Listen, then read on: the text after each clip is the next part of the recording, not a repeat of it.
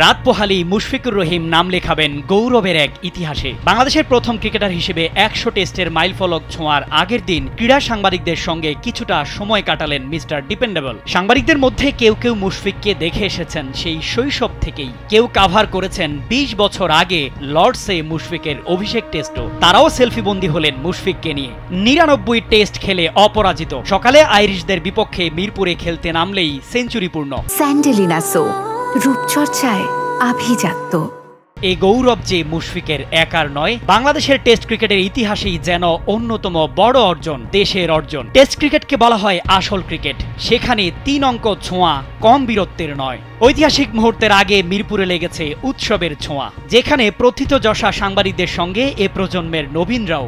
৭,৪৮২ দিন, ২০ বসন্ত পেরিয়ে এসেছে এমন দিন, বাঁধিয়ে রাখার মতো একটা ফ্রেম। অভিনন্দন MR15। অধ্যবসায়, নিবিড় পরিশ্রম আর ধ্যানে জ্ঞানে ক্রিকেট ছিল বলেই আপনি পেরেছেন। আপনার দেখানো পথ ধরে মুমিনুল, লিটন, মিরাজ, শান্তরাও টেস্ট খেলার সেঞ্চুরিতে নাম লেখাক, সেটিই চাইবে ক্রিকেট প্রেমীরা।